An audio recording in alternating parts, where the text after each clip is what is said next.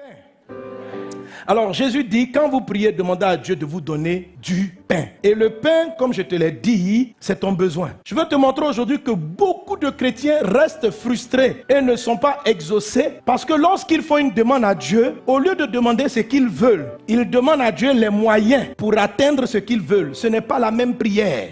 Alléluia. Si ton pain c'est une maison, la mauvaise prière c'est de dire Seigneur, donne-moi l'argent pour acheter une maison. La bonne prière c'est Seigneur, donne-moi la maison. Quelqu'un est là avec moi? Ceux qui demandent l'argent du pain ne savent pas qu'en vérité ils sont des incrédules. Parce que le fait d'être focalisé sur le moyen fait que vous n'avez pas confiance en Dieu, en sa capacité. Et c'est ce que nous avons lu dans cette histoire de Jean chapitre 5. Il y a un monsieur qui est malade depuis 38 ans et qui est au bord du réservoir. Jésus dit, veux-tu être guéri? Quand on te pose la question, veux-tu être guéri? C'est quoi la réponse? Oui ou non? Maintenant, lui, il explique. Seigneur, est-ce que c'est ce qu'on lui a demandé? Je n'ai personne pour me jeter dans la piscine. Quand l'eau est agitée, et pendant que j'y vais, un autre descend avant moi. Est-ce que c'est ce qu'on t'a demandé?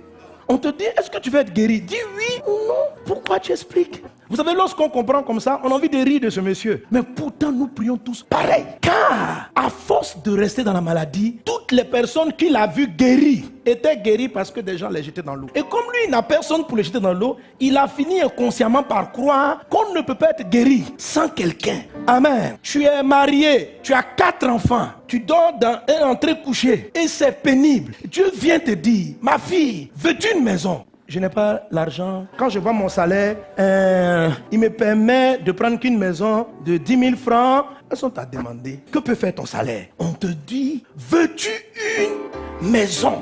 Qu'est-ce que tu veux? C'est ainsi qu'il a posé la question à Bartimée. Bartimée est là, aie pitié. Il dit, que veux-tu? Parce qu'il a pitié là. Peut-être tu veux l'argent, peut-être tu veux la guérison. Il dit, je veux voir. Qu'il en soit ainsi. Donne-nous le pain et non l'argent. Pour avoir le pain. Beaucoup de personnes prient pour l'argent. Il faut arriver à faire la distinction entre ce que tu veux et le moyen habituel d'obtenir cette chose. Et quand tu pries, focalise-toi sur ce que tu veux et non pas les moyens d'atteindre. Dis à ton voisin, demande le pain et non l'argent du pain. Est-ce qu'on est ensemble?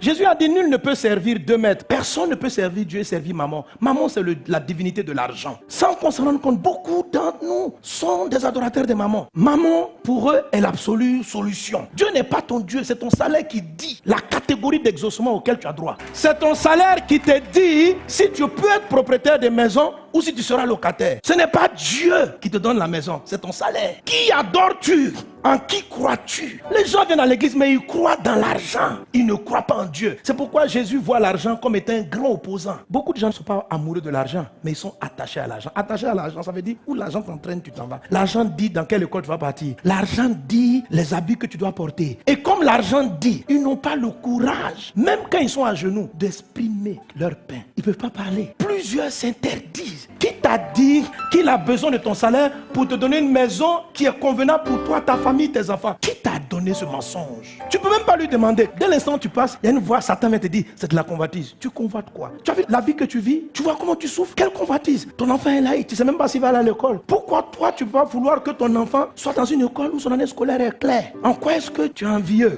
Mais tu ne peux pas le demander. Pourquoi? Parce que tu ne travailles pas. Tu vas te mettre à genoux puis dire, oh Père, accorde à mon fils une meilleure école. C'est interdit dans ta prière. Quand tu pries, tu as beaucoup d'autres prières. Qui est comme toi, Jésus? Personne n'est comme toi. Quand tu arrives à donne-moi le pain quotidien, donne-moi l'école, c'est maman qui vient te dire ce que tu vas dire. Tu as combien? Je suis nounou, on me donne 50 000 francs par mois. Quand on est nounou là, voici ces écoles. Voilà où on mange. Maintenant, c'est dans cet environnement-là, demande à Dieu. Dieu va te donner. Tu réfléchis comment? Tu crois que les choses tombent du ciel comme ça quoi? Dieu t'exauce dans tes 50 000 francs. Dieu ne peut pas t'exaucer au-delà de tes 50 000. C'est une parole satanique. C'est de l'idolâtrie. C'est diminuer Dieu. Alléluia. Alors, je comprends pourquoi Dieu dit dans le livre de Jacques, il dit vous demandez, vous n'obtenez pas parce que vous ne demandez pas. Je me dis, mais les chrétiens demandent. Il dit, mon fils, les gens ne demandent pas. Il y a des prières qui ne peuvent même pas franchir le bout de leurs lèvres. Et j'étais pareil. Ça m'a fatigué pendant longtemps. Ma femme était là. Là, j'avance. Je n'ai pas de maison. Je suis un locataire. Ma femme me dit, mais quel jour on sera propriétaire? Je dis, ma chérie, viens. Regardons la réalité des faits. Observons nos entrées. Acheter une maison au minimum. Regarde le nombre d'enfants qu'on a. Mais je n'ai pas compris pourquoi je dis toujours le mot acheter une maison. Parce que je pense qu'une maison s'achète toujours. Qui me dit que Dieu est obligé de passer par l'argent? Et j'étais là et quand je raisonnais avec elle, devant les hommes, j'avais raison. Mais Dieu avait envie de me gifler. À un moment donné, il dit, mais ta femme a raison. Tu dis, mais demande demande-moi. Et j'ai osé. Merci Seigneur pour la maison que tu me donnes.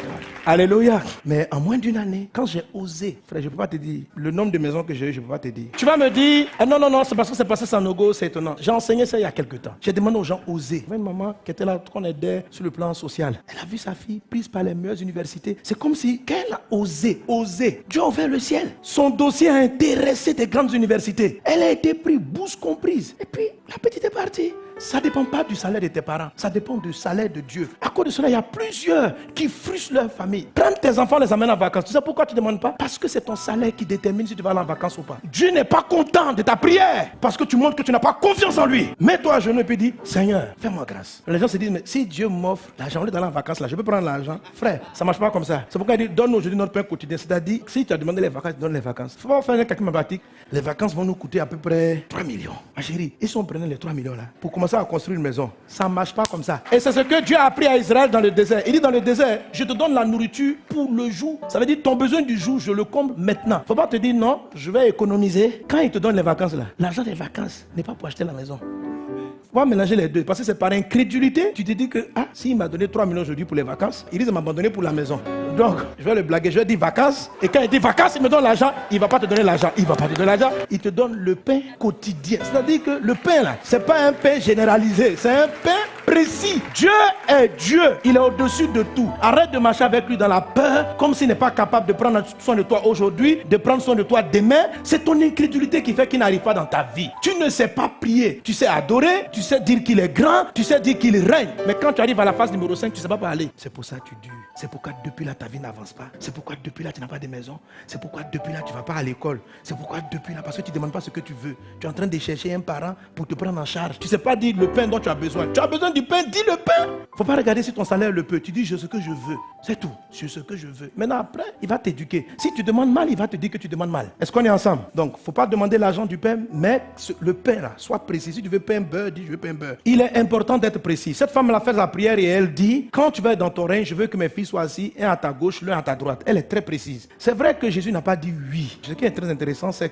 le fait que la précision amène des réponses précises. Il y a des gens qui ont vu d'avoir des postes, qui veulent faire des choses, mais ils avalent tout dans leur ventre. Même devant Dieu, ils ne parlent pas. C'est pourquoi Jésus a amené les gens à ouvrir leur bouche pour exprimer ce qu'ils voulaient. C'est important d'exprimer ce que tu veux. Quand tu vas écrire les choses de manière précise, par exemple, tu veux te marier, ok? Seigneur, je veux marier. Selon toi, l'homme idéal du mariage, c'est qui? Il faut que ce soit clair dans ta tête. Alors, il y a deux choses. Si ta demande est parfaite, tu vas l'avoir exactement comme ça. De sorte que le jour où tu vas rencontrer le frère, grand, avec les yeux un peu bridés, si tu as voulu qu'il ait une barbichette, tout ça, le jour que tu vas le voir à l'église, tu vas dire, Dieu me l'a envoyé. Amen. Maintenant, supposons que tu dis, je veux qu'il soit grand. Quand tu vas dire, tu veux qu'il soit grand, il se peut que ta demande de la taille, ce n'est pas ce que tu veux réellement. Le cas le plus commun, c'est par exemple de voir des soeurs qui prient en disant, je veux marier un blanc. Il sera comment? Un blanc. Et puis tu décris. Même si c'est de la folie, il faut dire. Sois précise dans ce que tu veux. Ça va permettre de traiter les problèmes dans le fond. Alors, il se peut que le blanc que tu demandes soit la conséquence de frustration. Mais en disant tu veux le blanc, Dieu va te donner ce dont tu as besoin, pas forcément ce que tu dis. Parce que peut-être que tu as vu que les Noirs ont maltraité leurs femmes, ils ne savent pas leur parler. Donc, en fait, ce que tu veux, ce n'est pas un blanc. Ce que tu veux, c'est quelqu'un qui sait s'exprimer. Donc, dis à Dieu, je veux qu'il s'exprime bien. Parce que tu vas avoir le blanc, mais tu vas dire, je préfère aller en Afrique. Je préfère moi. Tu comprends? Donc, Dieu sait ce que tu veux. Alors, quand tu es précis, il te donne une réponse précise. Ok? Que Dieu te bénisse abondamment.